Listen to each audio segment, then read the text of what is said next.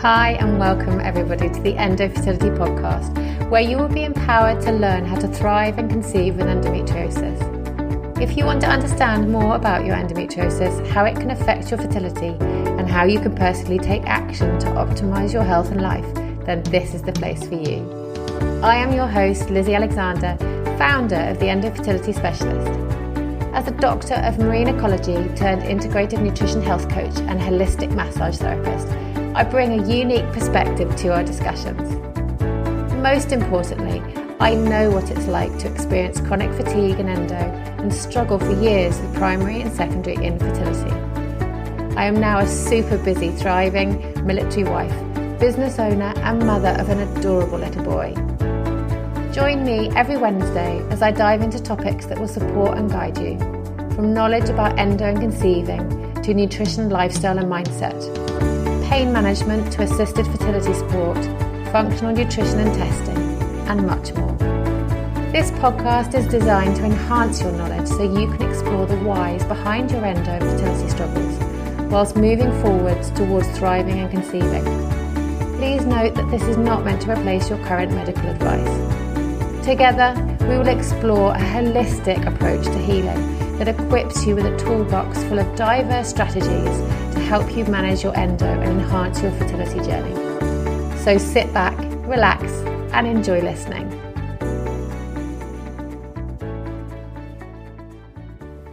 This episode is brought to you by my Ultimate Endo Fertility Library, available through the Endo Fertility app. This app, available on Apple and Google Play, makes it super easy to access valuable resources and courses right on your phone, even offline, making it perfect for meditations and travel. Inside the free library, you will find essential first steps to support your healing journey, including a quick start ebook, symptom tracker, delicious recipes, workbooks, guided meditations, and other helpful resources. So make sure to check out the show notes for the link to start exploring these resources today. Hey everyone, today is episode 52 and we're going to be diving into a crucial topic, male fertility.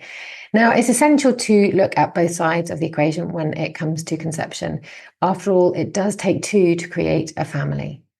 In this episode, we explore various aspects of male fertility, including the anatomy of male reproductive system, factors affecting fertility, and holistic treatment options to optimize male fertility.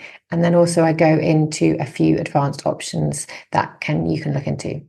Now, before we jump in, I want to touch on mindset. It's vital to approach this information with an open mind.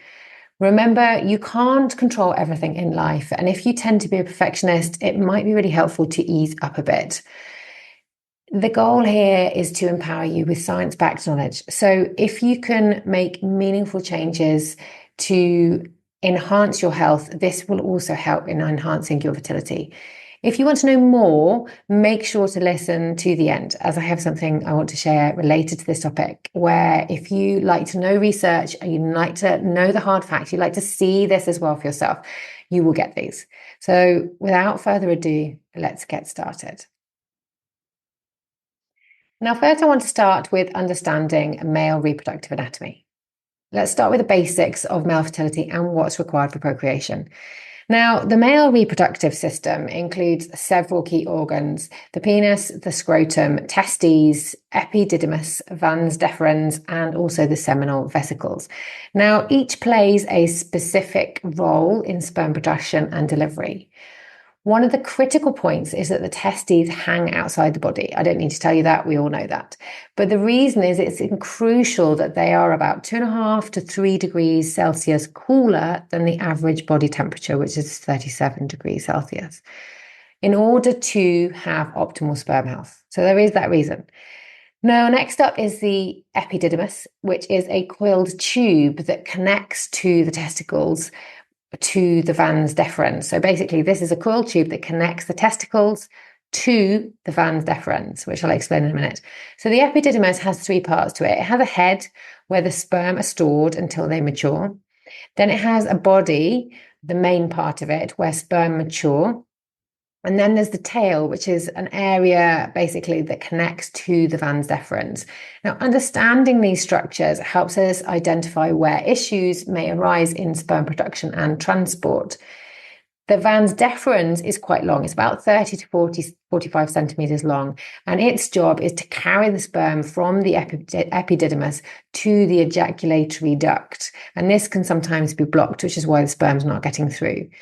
Now, the seminal vesicles also play a really essential role. They produce fluid, which makes up about 85% of the semen. Now, this fluid is really important. It provides nutrients and enzymes necessary to sperm health. And they're now realizing it's also got its own microbiota. So it's got its own microbiome, which is really important that microbiome is healthy and balanced as well, just like in a woman, that their vaginal and uterine microbiome is balanced also. So hormones. Men have them also. Really important to remember that. Just like women, men require a delicate balance of hormones for optimal reproductive health. It's not as delicate as women. It is definitely more robust. But the key hormone is testosterone. It's responsible for muscle strength, sex drive, and sperm production. It's primarily produced in the testes, but also in other areas like fat tissue and even in the brain. Now, if you have low testosterone levels, it can impact sperm quality. If you're feeling fatigued, you've got a low sex drive, or you notice changes like excess breast tissue, it can indicate that you may have hormonal imbalances that need addressing. So, in particular for the breast tissue, this can really indicate that you are potentially converting testosterone to estrogen, which can again indicate either you've got genetic SNPs, but it's associated with your liver detoxification. You may be having issues around that, and you would need to work with someone to make sure that you're not then converting this testosterone into estrogen. We don't want this. It can also indicate that maybe you've got too much estrogen, xenoestrogens. These are like fake estrogens that come in from the environment, from plastics, from the food we eat, if you're having lots of microwave food, that kind of thing. There's lots of elements of that. So if you're working with someone like myself, I would have a look into what it is that you're consuming, your lifestyle, your liver health, blood tests, that kind of thing. And it would give an indication as to what's going on there. The thyroid is also a really, really, really key endocrine organ as well. While issues are less common for men than they are for women, even a small imbalance can have a significant effect on fertility. So any imbalances definitely should be corrected.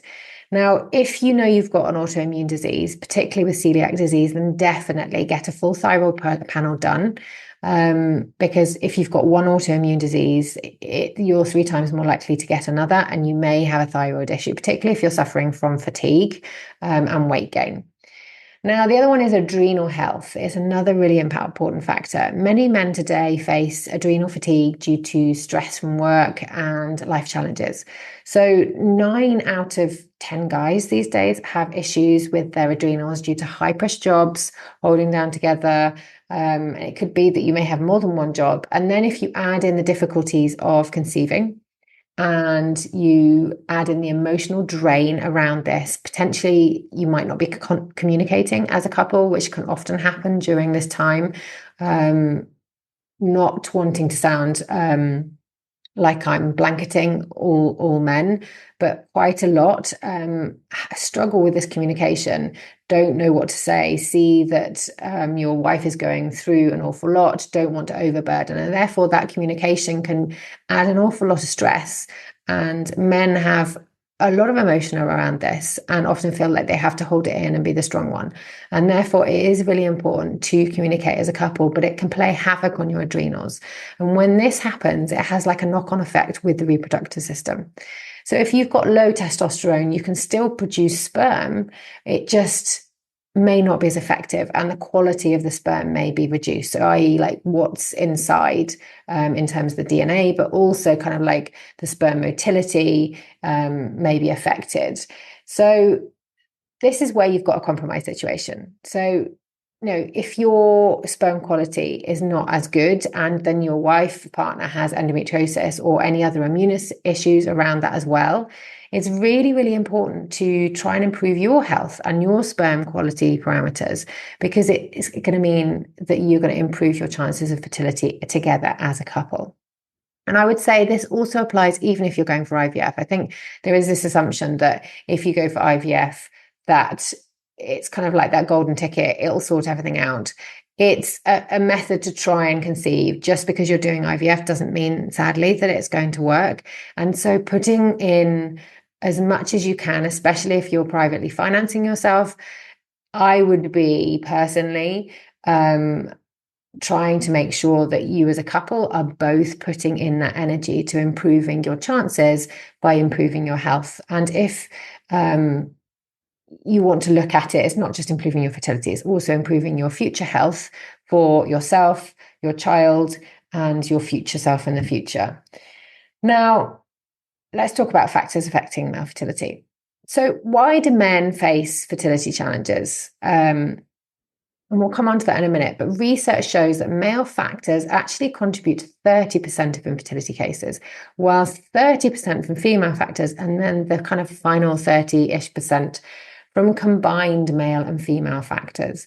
So various issues can lead to these problems with sperm quality and quantity, physical conditions around kind of anatomy, hormonal imbalances, lifestyle choices, and then environmental exposures. They all play a part.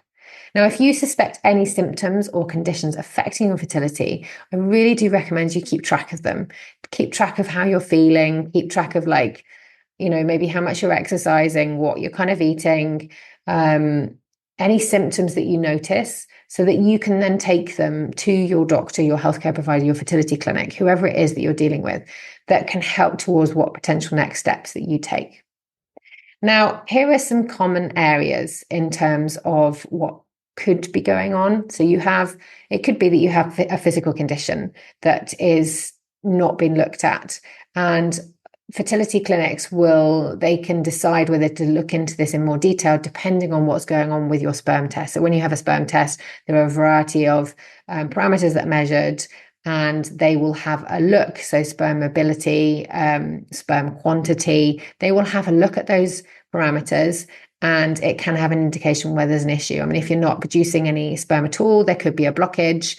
They can also look at the condition as well of the fluid with which the sperm is in, because that can give you an idea whether you've got any problems with your seminal vesicles, because the fluid that the sperm are in is really, really important. You want them to have as much food as possible, because they've got a long journey that they have to make. They have a long journey that they have to make up through the vagina, into the uterus, up the fallopian tubes. And it's like doing however many Ironmen to get up there. Many of them will be killed off by the acidity within the vagina.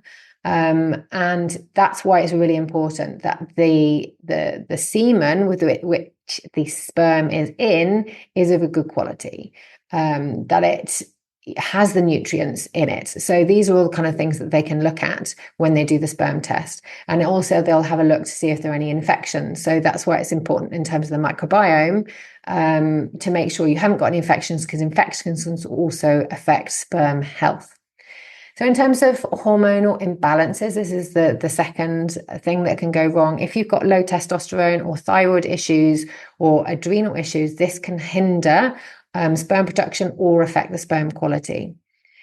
Then third one, lifestyle factors. So if you've got poor diet, lacking in good nutrition, if you have a lack of exercise, or you could be over-exercising, if you're smoking, taking drugs, or have excessive alcohol consumption, they can all negatively impact fertility, as they use up or do not provide vital nutrients that are required for good health and production of your sperm. And then fourthly, we've got environmental exposures. Now, chemicals and toxins in your environment play a really big role in this, and I'll touch on this in a minute as to how they do this. But basically, if you have a big exposure to chemicals and toxins, not only can they cause DNA damage, but also your liver is then having to use a lot of nutrients within your body to detoxify these. And if you have a depleted or poor diet, you're not going to have enough. And so therefore, you're going to have a depletion to create sperm. And sadly, the body will always put the health of your body over your fertility. So your fertility is the first thing to kind of go. It's like, oh, that's not necessary. I don't have enough nutrients. I'll just put that on the side, as it were. So What practical tips can we use for enhancing male fertility? There's lots we can do. And I didn't actually state one of the most basic things at the beginning, I realized, is that it takes between 70 to 80 days to create sperm from scratch. So unlike women, where we're born with our eggs and then we mature them, men will make sperm from scratch. And so therefore, the really positive thing that I love to tell people here is that you can change the quality of your sperm. You can change what the wrapping paper on the outside looks like. You can change what the inside looks like. And this is all something that you can do.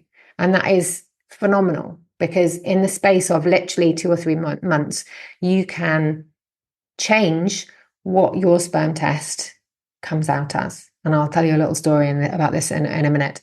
Now that we've covered, like I said, some of the foundational knowledge around the male fertility, I want to talk about practical steps that you're going to take to improve your fertility. So number one, it is always good to have regular checkups, like during your fertility journey. Go and get your hormone tested. Go and get some basic blood tests done. Have a sperm test, and have more than one sperm test, because it might be that if you've had a bad day, if you've had a bad couple of months and you've been really unhealthy, try it again. And I think that is a really important thing, because sometimes one sperm test, remember, it's just on one day. Now, this is especially important if you're in your late 30s, your 40s, if you are particularly stressed with work, if you aren't vibrant and healthy. It is really important that you do have regular checkups. You do discuss with your doctor your overall health. Number two, optimizing your diet. So it's really key here, and you have a lot of control around this, on focusing on nutrient-rich foods, okay, that support hormone balance and overall health. I like to say it's something that I often see as the first step with a lot of men, is that you just don't get enough vegetables and fruits. I like to say, try and aim for half a plate of vegetables at your meals, and we want 3 portions of fruits. If you can do that, you will see a big change in your health, so that you can get that color, those nutrients, those antioxidants that are going to really help with your sperm quality. You want to include healthy fats like avocados, fatty fish, seeds, and nuts as well. And make sure that you're consuming enough lean proteins, such as chicken, fish, beans, legumes. And then finally, around the kind of nutrition picture, it's really important to stay hydrated, not just with water, but with electrolytes. This is really, really important that you're getting those minerals. And you can make an electrolyte yourself. You can make an adrenal cocktail. And what I mean by this, an adrenal cocktail is like having, say, a cup of orange juice mixed with a cup of coconut water with a little dash of salt. You can make that yourself. You can also add a bit of protein powder in there, or collagen in there extra, or a dash of lime or lemon to change the flavor. And having one of those a day can make a huge difference. And when I say salt, I mean sea salt or rock salt, not any of that nasty table salt. So number 3, exercise regularly. So you want to be aiming for at least 30 minutes of moderate exercise 5 days a week to get your heart rate up. And this then helps maintain a healthy weight. It supports your hormone balance. It helps with your mindset. It helps with your mental health. And you want to get your heart rate pumping. So whether this is a brisk walk, you might like going to the gym, you might like pumping some weights, or swimming, or cycling, whatever it is you enjoy. But I will say, if you are a training athlete, if you do an awful lot of exercise, do be aware that you can be creating hot testicles. And if you are increasing those testicles and you're doing a lot of exercise, if you're training, for an Ironman, anything ultra marathons, if you're doing a lot of training in a week, you're going to be making hot testicles, and that will affect the quality of your sperm. And so therefore, check your boxers. So the type of boxer shorts you wear can have an effect on the heat of your testicles. And you can do some simple things like actually putting some ice down there. I know you might laugh about this, but putting some ice in your boxer shorts after you've exercised to keep the heat down can make a big difference. Sleeping without any shorts on can help as well. So have a think. Are you kind of someone who's not getting enough exercise? Are you someone who is over exercising? Really have a think about what's going on there. What are your priorities? Can you back off for a while? Not stop, but what can you do to kind of look after your health? Number 4, manage stress. So practice stress reduction techniques such as meditation, yoga, deep breathing exercises to support your adrenal health. I mean, I could do a whole podcast episode around these. Go onto Google breathing exercises. There's lots on there. There's something that you can do when you're sitting on the toilet. If you're not interested in meditation or yoga and it's too woo-woo for you, for some people it is, then just do some breathing exercises, and they can have a huge impact, even if you do them once or twice a day, or you do them every time you're sat at the traffic lights, or every time you go to the toilet and you're sat on the toilet. Try and do them then. Number 5, limit exposure to toxins. So reducing exposure to environmental toxins by choosing organic products where possible. So you and your partner may be doing this already. She may have started this if you've been on your journey for quite a while. And if not, then it's something that I would definitely look into. There's something called the Dirty Dozen and the Clean 15, because it's expensive to go on all trying to go to organic on everything.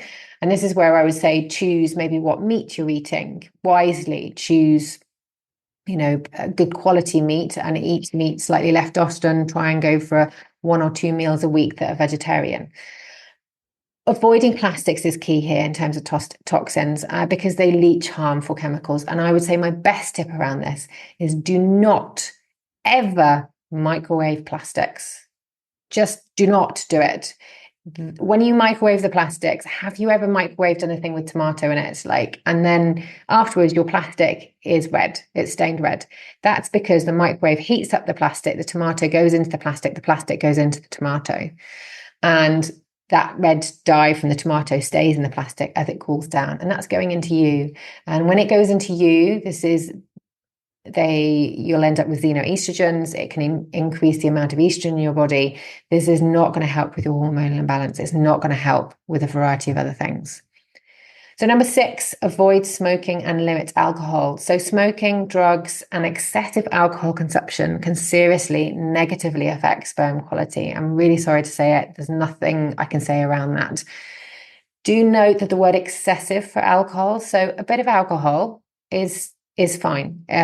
If you're having some alcohol at the weekends, that is okay. If you're having an alcoholic drink every day and then you're going on a big night out every single weekend and you're trying to get pregnant and you're struggling to get pregnant, I suggest you kind of look at this and think, why do I need this?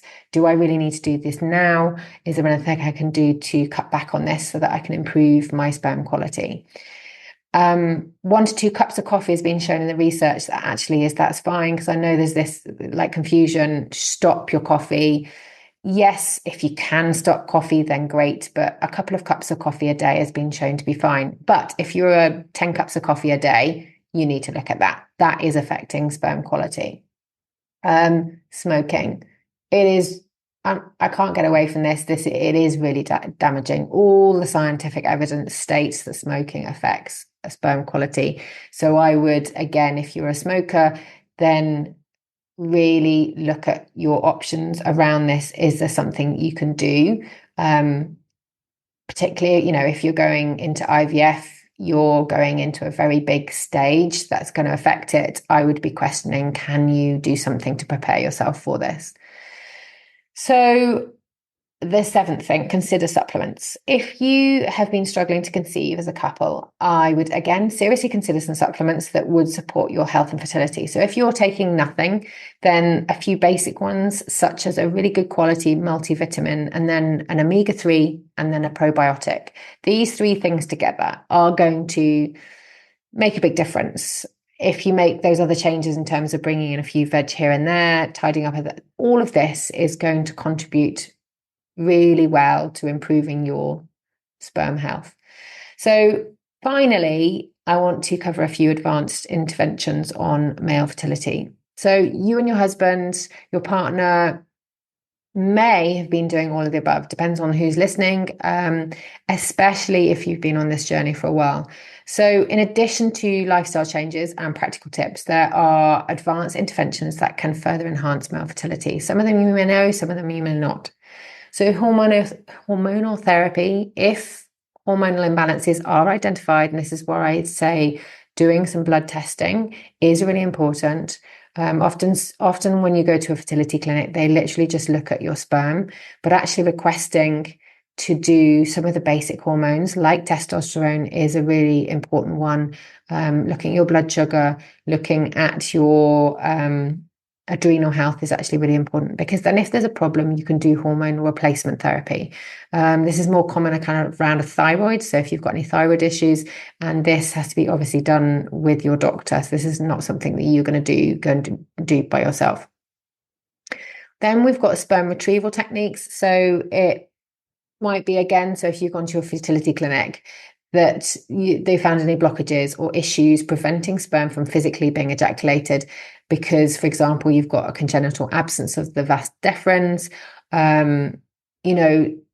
that's when you can look at things like surgical sperm retrieval methods, such as testicular sperm extraction, teaser, or percutaneous epididymal sperm aspiration. That is a mouthful. PISA.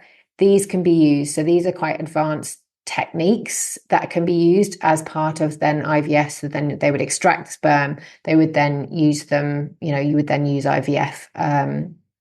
Now, the other one, I should have done it before really, is the techniques around IVF. So you've got intrauterine insemination, IUI, and then you've got in vitro fertilization, IVF, may be recommended if you've gone through natural conception and you're having problems around this. And that might be from either side or a contribution as both of you. Now, genetic testing. This is quite a big one, I feel, that is often kind of missed. In many cases where you've got recurrent pregnancy loss or unexplained fertility, or you've been trying a long time, genetic testing is a really good option. Now, you can obviously genetic test both partners. When I say both partners, you genetic test the sperm and then genetic test the embryo. You can't really genetic test as easily the eggs, although they can obviously with IVF do that, but it's not the most common. So by doing that, you can then have a look at your chromosomal abnormalities. So you're looking at your DNA to see how they affect like conception or embryo viability. Now, I personally think anyone whose partner has got endometriosis and you have been struggling a while, you've done loads of other work, it is, and your sperm tests are coming back, it's worth doing a DNA test, particularly if you're going through IVF. So if you're going through IVF and whether you're self-funding or you've got funding, a DNA test around £400 or £500 is really worth it for the cost of what you're going through.